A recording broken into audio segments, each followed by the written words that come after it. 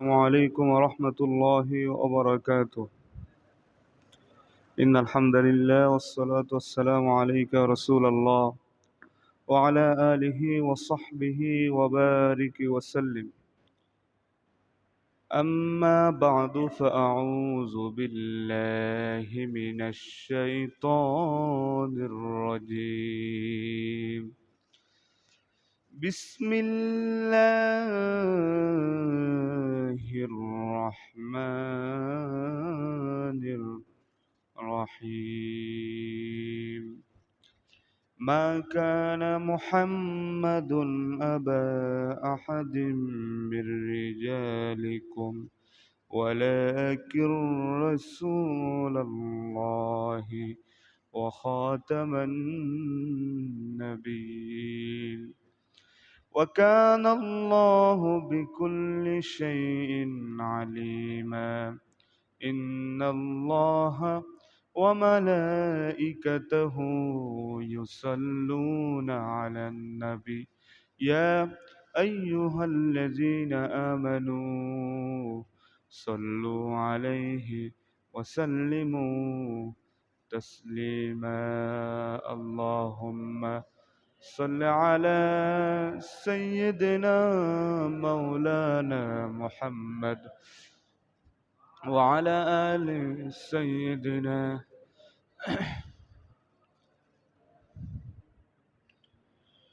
شذوذ رحمة للعالمين مسجد اوشد ہمارو اے زمین. اللهم صل على سيدنا مولانا محمد وعلى آل سيدنا مولانا محمد. بلغ العلا بكماله كشف الدجى بجماله حسنت جميع خصاله. صلوا عليه وآله. আলহামদুলিল্লাহ, মহান আল্লাহ সুবহানাহু ওয়া তাআলার দরবারে লাখো কোটি শুকরিয়া যে মনিব সপ্তাহের এই শ্রেষ্ঠ জুমার এই দিনে সকলের আগেভাগে সমাবেত হয়ে কোরআন এবং সহি হাদিস থেকে কিছু আলোচনা বলার এবং শোনার তৌফিক দান করিয়াছেন, সেই মালিকের দরবারে আমরা সকলেই কালিমাতুশ শুকর আদায় করি, সকলেই বলি আলহামদুলিল্লাহ। দুরুদ ও সালাম সরওয়ারে কায়নাত, দো জাহানের বাদশাহ ইমামুল মুরসালিন শফিউল মুজনবিন রহমাতাল লিল আলামিন জনাবে মুহাম্মাদুর রাসূলুল্লাহ, সকলেই বলি সাল্লাল্লাহু আলাইহি ওয়াসাল্লামের উপর। প্রিয় মুসল্লিয়ান একরাম, যে মাসটি আমরা অতিক্রম করতেছি সেটি হলো জিলকদ মাস। এবং এই মাসটি হলো পবিত্র হজ পালনের এই মাস। আজ এই জুমায় আমরা কোরআন ও সহি হাদিসের আলোকে হজ ও ওমরার গুরুত্ব ফজিলত সম্পর্কে আমরা কিছু আলোচনা করব ইনশা আল্লাহ। ইসলামের পাঁচটি স্তম্ভ, পাঁচটি পিলিয়ার, তার মধ্যে একটি হল হজ। কালিমা, নামাজ, এরপরে জাকাত, এরপরে কালিমা, নামাজ, নামাজের পরপরই জাকাতের স্থান। কিন্তু আমরা নামাজ, রোজা, হজ, জাকাত এভাবে বলে যাই, কিন্তু হাদিসে আসছে এমনটি নয়। হাদিসে আসছে কালিমার পরে নামাজ।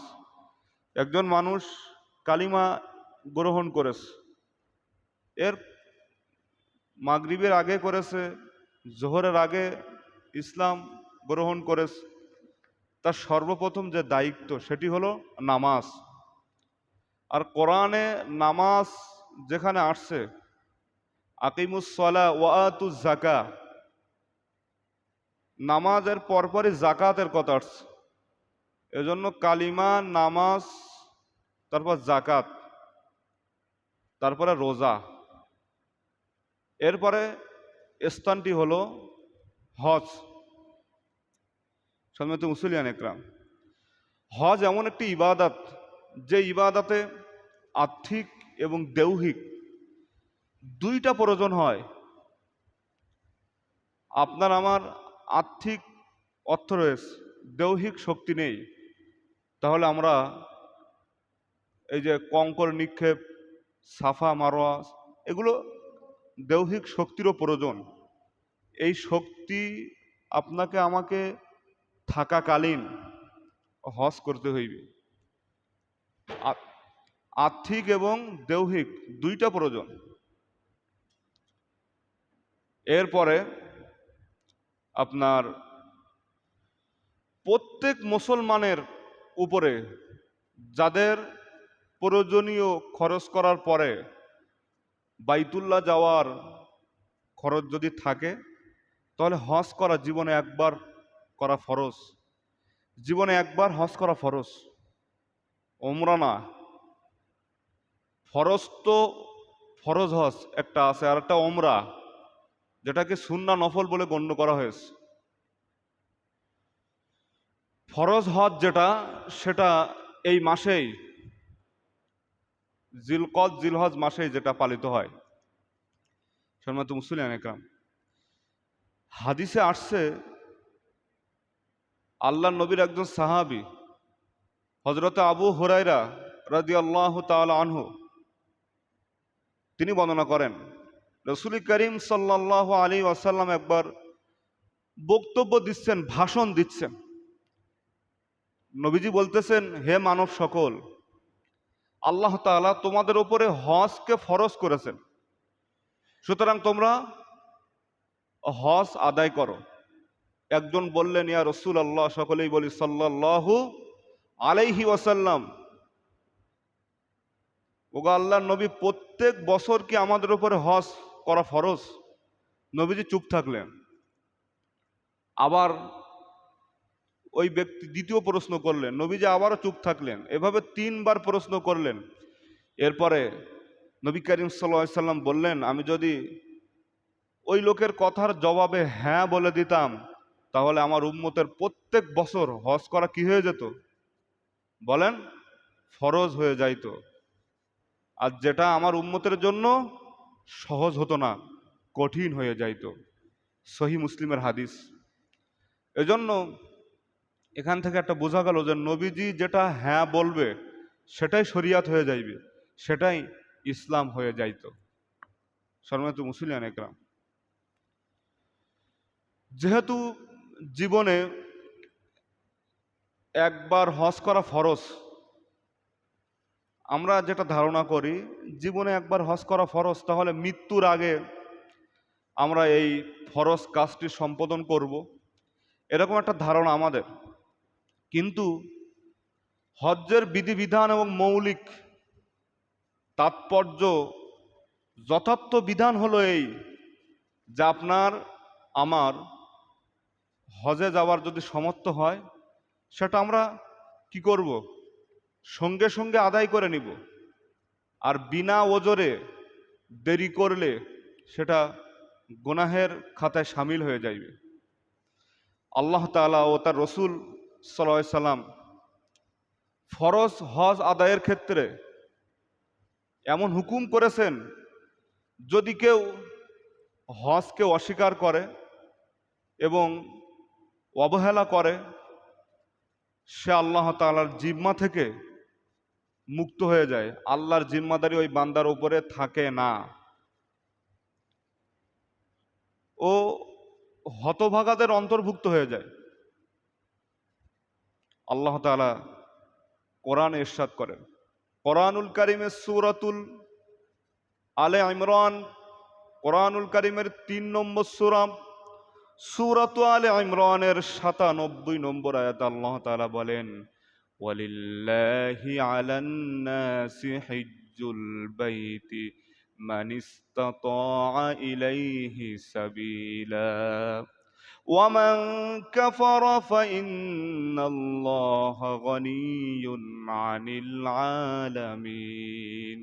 আল্লাহ তাআলা বলেন, মানুষের মধ্যে যাদের আল্লাহর ঘর অর্থাৎ বাইতুল্লাহ যাওয়া আসার খরচ রয়েছে, সব প্রয়োজনীয় বাদ দিয়ে, সকল প্রয়োজনীয় বাদ দিয়ে যদি যাওয়া আসার খরচ যদি কোনো মানুষের কাছে সামর্থ্য থাকে, তাহলে আল্লাহ তাআলার উদ্দেশ্যে আল্লাহর ঘর তওয়াফ করা অর্থাৎ হজ পালন করা। আর যে কেউ যদি এটাকে অস্বীকার করে, তাহলে তার জেনে রাখা দরকার, তার জানা উচিত যে মহান আল্লাহ তাআলা সৃষ্টি জগতের মুখাপেক্ষী নয়। কোনো বান্দা যদি হজকে অস্বীকার করে, অবহেলা করে, তাহলে আল্লাহ তাআলার জিম্মাদারি ওই বান্দার উপরে আর থাকে না। সম্মানিত মুসলিয়ান ইকরাম, এজন্য হজ এমন একটি ইবাদত, যে ইবাদতটি সামর্থ্য থাকলেই সঙ্গে সঙ্গে আদায় করে নেওয়া। তাছাড়া যে কোনো ধরনের বিপদ মুসিবত আসতে সময় লাগে না। কার কখন বিপদ মুসিবত চলে আসে, কার কখন মৃত্যু চলে আসে, চলে আসার পরে যদি তার উপরে হজ ফরজ ছিল কিন্তু করলো না, সে আল্লাহর দরবারে গুনাহগার হিসেবে, অপরাধী হিসেবে সে দণ্ডায়মান হইবে। এজন্য হজ ফরজ হলেই আপনার আমার হজ আদায় করাটাই জরুরি। হাদিস শরীফে আসছে, ইবনে আব্বাস রাদিয়াল্লাহু তাআলা আনহু থেকে বর্ণিত, রাসূল করিম সাল্লাল্লাহু আলাইহি ওয়াসাল্লাম ইরশাদ করেছেন, যে ব্যক্তি হজ করার ইচ্ছা করে সে যেন তাড়াতাড়ি সেটা আদায় করে, কারণ যে কোনো সময় সে অসুস্থ হয়ে যেতে পারে, অথবা যানবাহনের ব্যবস্থা নাও থাকতে পারে, অথবা যে কোনো সমস্যার সম্মুখীন হতে পারে। এজন্য হজ যদি ফরজ হয়ে যায়, তাড়াতাড়ি আদায় করার কথা নবীজি বলেছেন। সুবহানাল্লাহ। হজ আদায় যদি সমর্থবান আপনি আমি হয়ে যায়, সঙ্গে সঙ্গে হজটি আদায় করার কথা রাসূল করিম সাল্লাল্লাহু আলাইহি ওয়াসাল্লাম বলেছেন। অন্য একটি বর্ণনায় ইরশাদ হয়েছে, নবী করিম সাল্লাল্লাহু আলাইহি ওয়াসাল্লাম ইরশাদ করেছেন, ফরজ হজ আদায়ের ক্ষেত্রে তোমরা বিলম্ব করো না, কারণ তোমাদের কারো জানা নাই তোমাদের পরবর্তী জীবনে কি ঘটবে। আপনি আমি এখন সবল আছি, সুস্থ আছি, টাকা পয়সা অর্থবিত্তর অভাব নাই, এমন একটি সময় হতে পারে, অথবা আসরের সময় এই মুহূর্তে আপনি অসুস্থ হয়ে যেতে পারেন, ফকির হয়ে যেতে পারেন, কোনো নিশ্চয়তা নেই পরবর্তী জীবনে আপনার আমার কি ঘটবে, এটা আল্লাহ তাআলাই ভালো জানেন। এজন্য যখন অর্থবিত্ত হয়ে যাইবে, সঙ্গে সঙ্গেই আপনি হজটি আদায় করে নেন। কারণ এমনও তো হতে পারে যে টাকা পয়সাগুলো আপনি জমাচ্ছেন, এইটা করব সেইটা করব করতে করতে একটা বিপদ চলে আসলো, আপনার সন্তান অ্যাক্সিডেন্ট করলো, আপনি অসুস্থ হয়ে গেলেন, তখন টাকা পয়সাগুলো সব কি হয়ে যাবে ভাই, ওই দিকে খরচ হয়ে যাইবে। তখন ইচ্ছা থাকলেও আপনি আর করতে পারবেন না। এজন্য নবীজি বলেছেন, তোমার পরবর্তী জীবনে কি ঘটবে তুমি জানো না, এজন্য সঙ্গে সঙ্গে হজটি কি করো, আদায় করে নাও। আরেকটি হাদিসে রাসূল করিম সাল্লাল্লাহু আলাইহি ওয়াসাল্লাম বলেন, যে ব্যক্তি হজ আদায় করার তার সামর্থ্য রয়েছে কিন্তু করলো না, সে হতভাগা, সে বঞ্চিত হোক, এ কথা নবীজি বলেন। খুব গুরুত্বপূর্ণ একটি ইবাদত, সেটি হলো বাইতুল্লাহ হজ সম্পাদন করা। দেখেন, নবীজির আর একজন সাহাবী হযরতে আবু সাঈদ খুদরি রাদিয়াল্লাহু তাআলা আনহু থেকে বর্ণিত, রাসূল করিম সাল্লাল্লাহু আলাইহি ওয়াসাল্লাম ইরশাদ করেন, আল্লাহ তাআলা বলেন, আমি বান্দার শারীরিক সুস্থতা রাখলাম, আল্লাহ তাআলা বলেন, আমি আমার বান্দার সুস্থতার মতো নিয়ামত দান করলাম, রিজিক দান করলাম, রিজিকের ভিতরে প্রশস্তও দান করলাম। কিন্তু এখানে আসছে খমসাতান, অর্থাৎ 5 বছর অতিক্রম হওয়ার পরেও সে যদি আমার ঘর বাইতুল্লাহ যাওয়ার সক্ষম থাকে কিন্তু আদায় করলো না, সে হতভাগা, সে বঞ্চিত হোক। নাউজুবিল্লাহি মিন যালিক। এখানে 5 বছরের কথা আসছে। আমি আমার বান্দার সব কিছু দান করলাম, শারীরিক সুস্থতা দান করলাম, রিজিকের ভিতরে প্রশস্ত দান করলাম, কিন্তু কি 5 বছর অতিক্রম হয়ে গেল, এখনো হজটি সম্পাদন করলো না, সে বঞ্চিত হোক, সে লাঞ্ছিত হোক, সে হতভাগা হোক। প্রিয় মুসলিয়ান একরাম, এজন্য অর্থবিত্ত, টাকা পয়সা,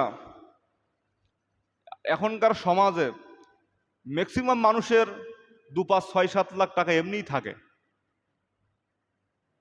মনে হয় থাকে না, থাকে। আপনি খোঁজ নিয়ে দেখেন, ব্যাংক ব্যালেন্স হিসেব করে দেখলে 2, 5, 7 লাখ, 8, 10 লাখ টাকা এমনিই থাকে। যদি এমন টাকা আপনার থাকে, আমার থাকে, তাহলে কি বাইতুল্লাহ যাওয়া আপনার আমার জন্য ফরজ হয়ে গেছে। যদি না যায়, আল্লাহ তাআলা এবং রাসূল করিম সাল্লাল্লাহু আলাইহি ওয়াসাল্লামের বদদোয়ার শামিল আমরা হয়ে যাইব। আর আল্লাহ এবং আল্লাহ রসুল যদি বদদোয়া করে, পৃথিবীর কোনো বাবা আপনাকে আমাকে ঠেকাইতে পারবে না। প্রিয় মুসলিয়ান একরাম, শুধু তাই নয়, শুধু তাই নয়, দেখেন নবীজি কি বলছেন।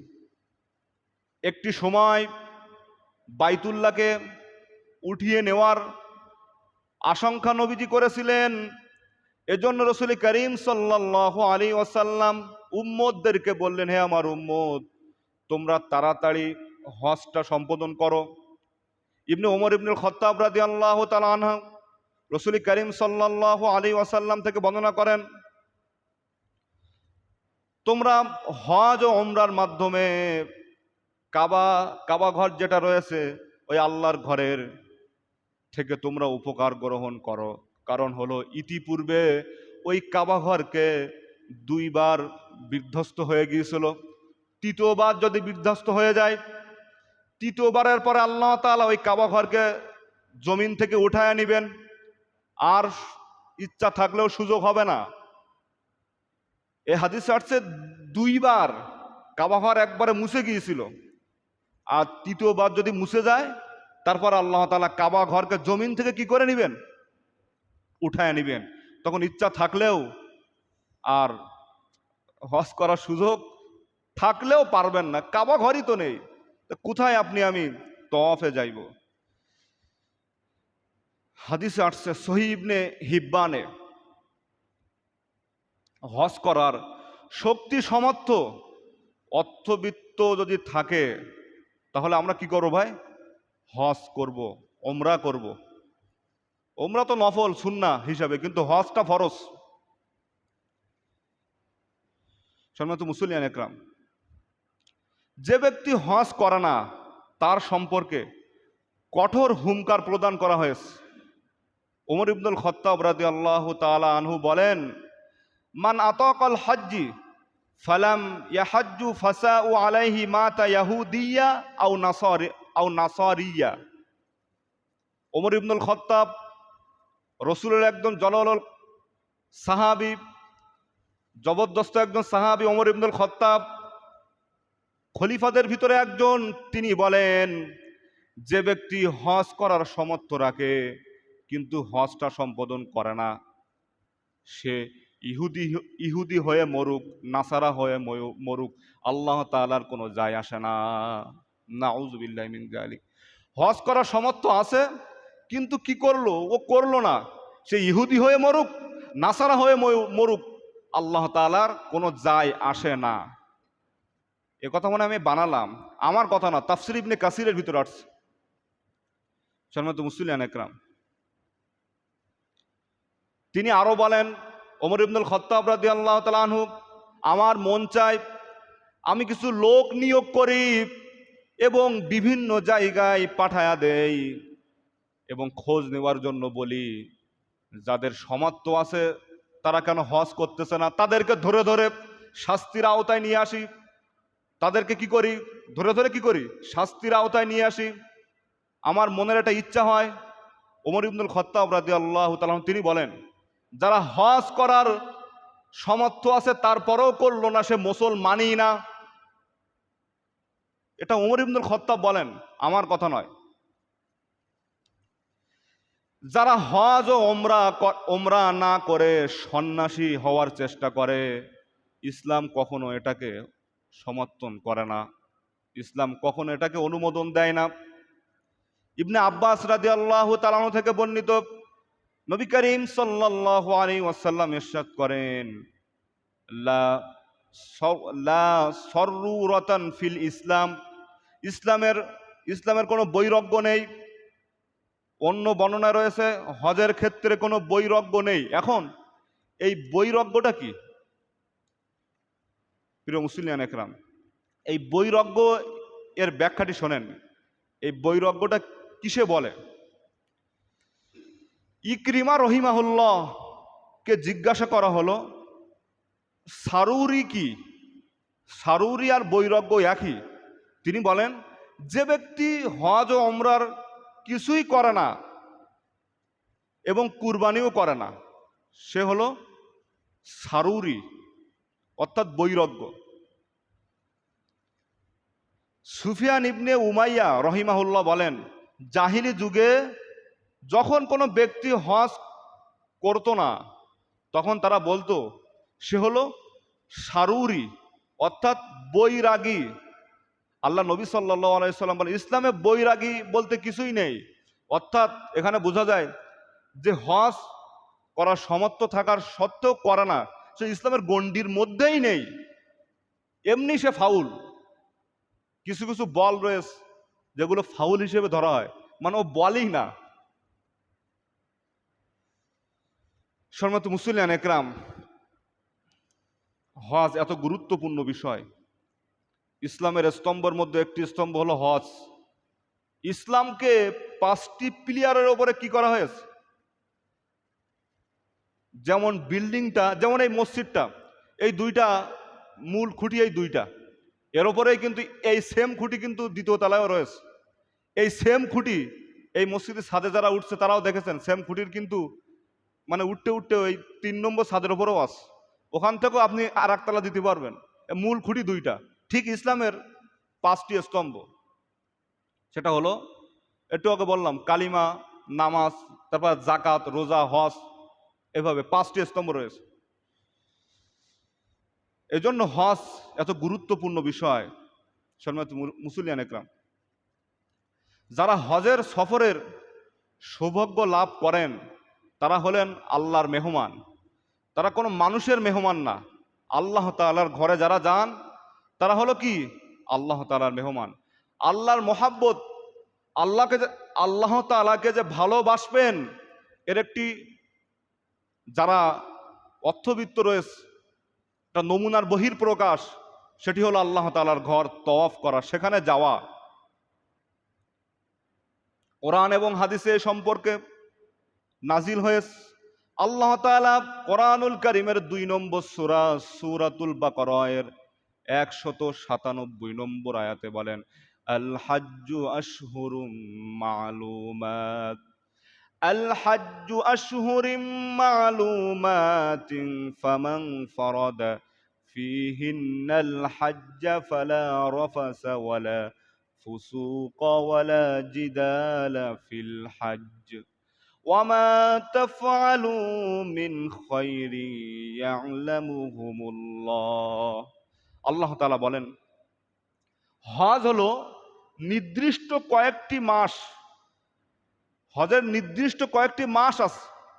যে ব্যক্তি এসব মাসে ইহরাম বাঁধে এবং হজ ফরজ হওয়াকে নিজের উপরে অবধারিত করে নেয় এবং কোনো অশ্লীল কথাবার্তা, গুনাহের কাজ থেকে, ঝগড়াঝাঁটি, সমস্ত গুনাহে থেকে যদি কি করে? বিরত থাকে। আর সব কিছু কৃতকর্মের যা আমরা করি না কেন, এগুলো দেখেন কে বলেন তো? কথা বলেন বলেন, আমরা যা করি এগুলো দেখে কে? আল্লাহ বলতেও অত অসুবিধা হয়? ইমান কিন্তু অসুবিধা হয়ে যাবে ভাই। কথা বলেন, আপনারা আল্লাহর নাম রসুলের নামগুলো নেবেন, নিলে কি গোনা হয় না মনে হয়? গোনা হয় না মনে হয়? একথা বললেও তো বিপদ, গোনা হয়। সব কিছু এগুলো দেখভাল আমরা যা করি না করি রাতের অন্ধকারে দিনের আলোতে গোপনে প্রকাশ্যে, এগুলো কে দেখেন? সবাই বলেন, আল্লাহ তাআলা দেখেন। এই আয়াতে তিনটি বিষয় রয়েছে, দেখেন আমি বলি। এক হলো এহরাম অবস্থায় অশ্লীল কথাবার্তা এবং স্ত্রী সহবাস থেকে যৌন উত্তেজনা হয় এমন কোনো কাজ থেকে বিরত থাকার কথা এই আয়াতে বলা হয়েছে।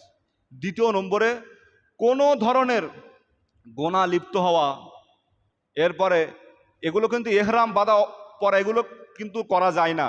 যারা হজে যায় তারা বোঝে, অনেকেই যায় কিন্তু বোঝেই না।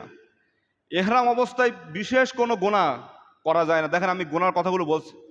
শরীরের কোনো চুল আপনি পরিষ্কার করতে পারবেন না এহরাম অবস্থায়, খুব খেয়াল করে শোনেন। এরপরে আপনার নখ কাটা যাইবে না এহরাম অবস্থায়, সুগন্ধি লাগানো যাইবে না, পশু শিকার করা, উকুনও পর্যন্ত মারা যাইবে না, মানুষকে কোনো কষ্ট দেওয়া যাইবে না এহরাম বাঁধা অবস্থায়। এসব গীবত করা, সমস্ত নখ কাটা যেখানে নিষেধ সেখানে গীবত কি ওর কোনো ধারে বসা যায়? এহরাম অবস্থায় এসব থেকে সব বিরত থাকতে হইবে। 3 নম্বরে এই আয়াতে বলা হয়েছে ঝগড়া যেগুলো আমরা করি এগুলো থেকে বিরত থাকার কথা বলা হয়েছে। প্রিয় মুসলিম একরাম, এ ধরনের পাপ থেকে যদি আপনি আমি বিরত থাকতে পারি তাহলে সেই হজকে মাকবুল হজ, মাবরুর হজ বলে গণ্য করা হইবে। হাদিস শরীফে এই মাকবুল হজ, কবুল হজের মর্যাদা অনেক রয়েছে। এর ভিতর থেকে কিছু বর্ণনা আমি আপনাদেরকে করছি। দেখেন,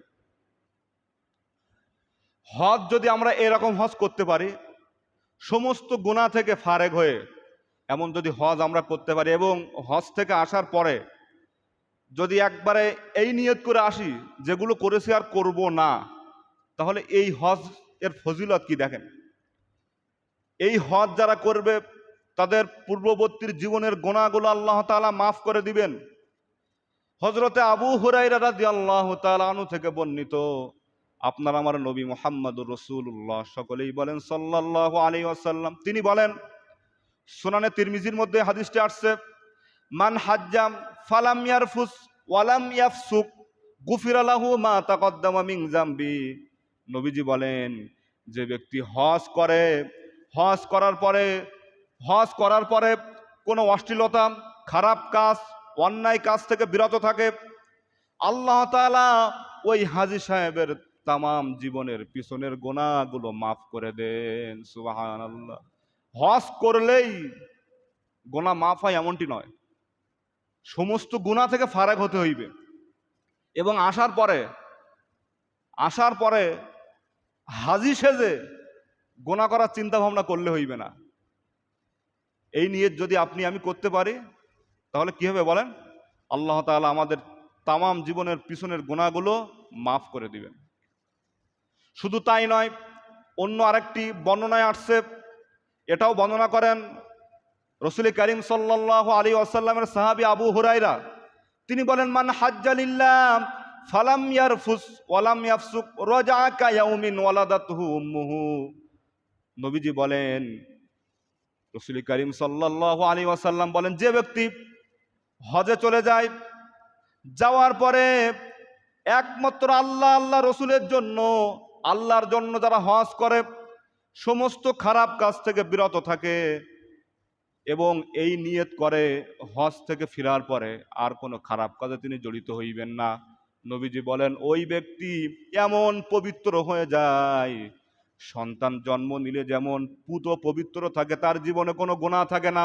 ওই হাজী সাহেব হজ থেকে ফেরার সময় আল্লাহ তাআলা নিষ্পাপ মাসুম বাচ্চার মতো ওরকম পুত পবিত্র করে দেয়। সুবহানাল্লাহ। সন্তান যখন জন্মগ্রহণ করে তার জীবনে কোনো গুনাহ থাকে? গুনাহ থাকে না। মায়ের পেট থেকে যে সন্তান জন্ম নিয়েছে ওই সন্তানের তো কোনো গুনাহ থাকতে পারে না। ওই উদাহরণটি নবীজি এখানে নিয়ে আসছেন।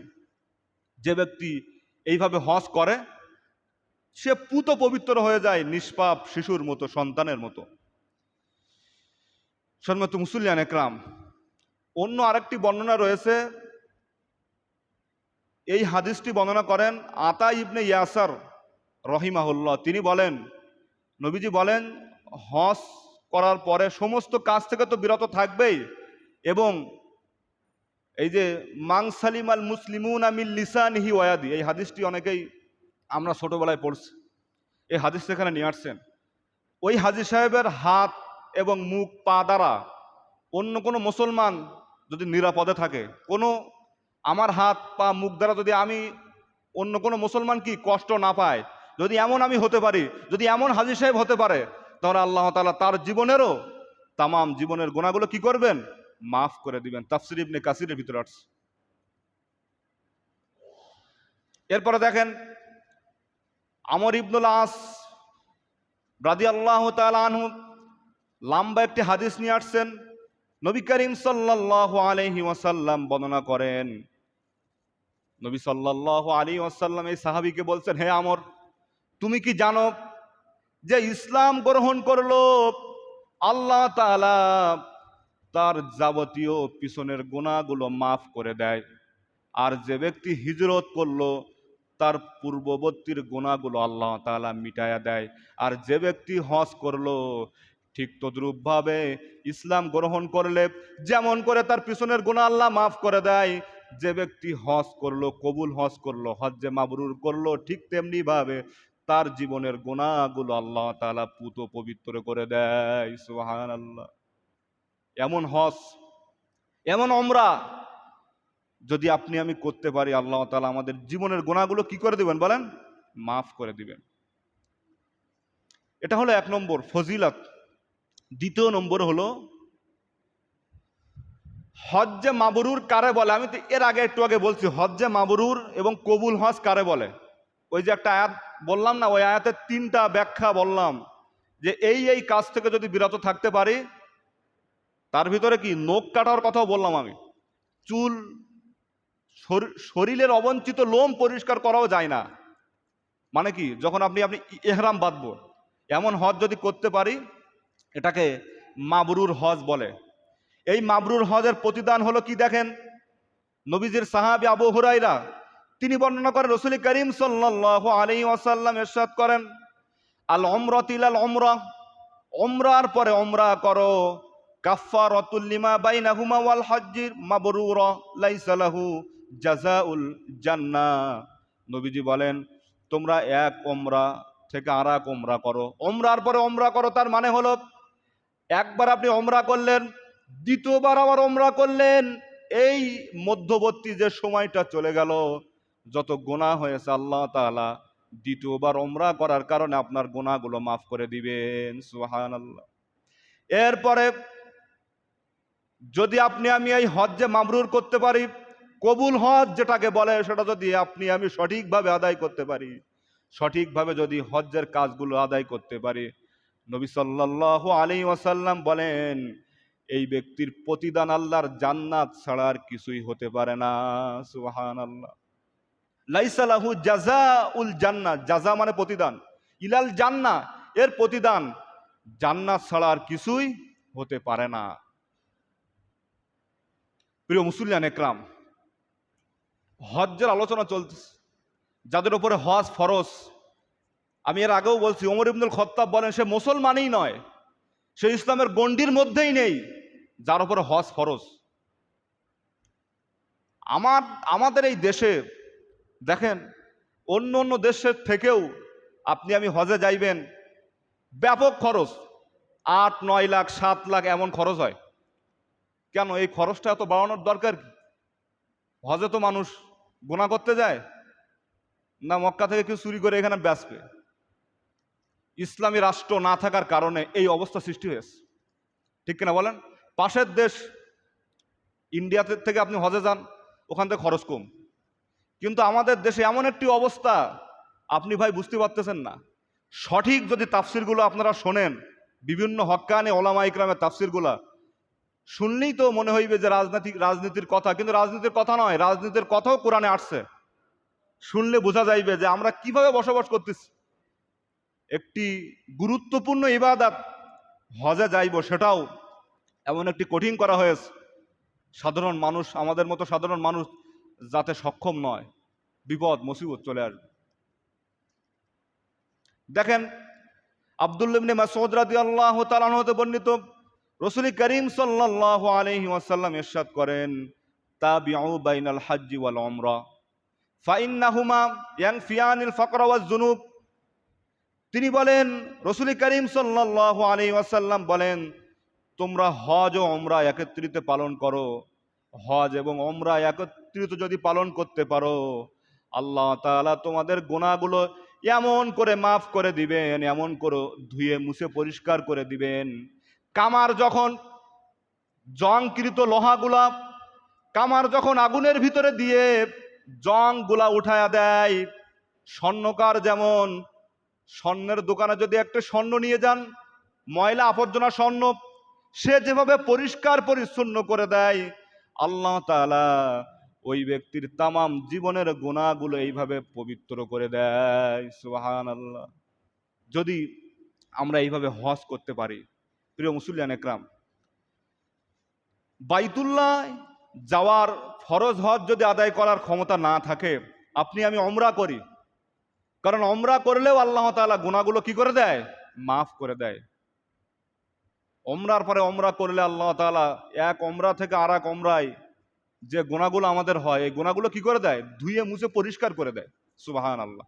আল্লাহ তাআলা আমাদের সকলকে হজের মতো একটি গুরুত্বপূর্ণ ইবাদত, এগুলো যাদের মনের ইচ্ছা রয়েছে, আকাঙ্ক্ষা রয়েছে, এগুলো আল্লাহ তাআলা পুরা করার তৌফিক দান করুন। সকলে বলে আল্লাহুম্মা আমিন। হজের ইচ্ছা আমাদের প্রত্যেকটি মুসলমানের অন্তরে থাকা দরকার। সারাটা জীবন যেদিক ফিরে নামাজ পড়লেন, এই ঘরটি দেখার ইচ্ছা আসে না নাই? বলেন বলেন বলেন, কথা বলেন না। এত জোরে বলি তাও কথা বলেন না। বলেন, যেদিকে ফিরে নামাজ পড়তেছি, এই ঘরটি দেখার ইচ্ছা আমাদের নেই? আছে কিনা? অবশ্যই আছে। যে ব্যক্তি কাবা ঘরে যায়, ওখান থেকে আসতেই তার মন চায় না।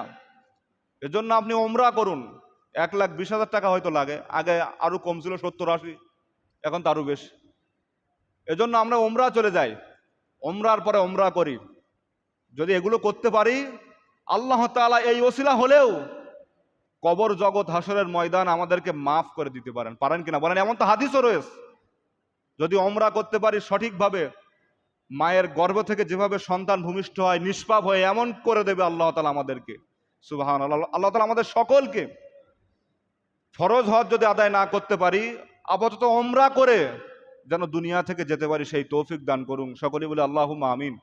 ওয়া আখিরু দাওয়ানা আনিল হামদুলিল্লাহি রাব্বিল আলামিন। আসসালামু আলাইকুম ওয়া রাহমাতুল্লাহ। সকলেই শুনলেন।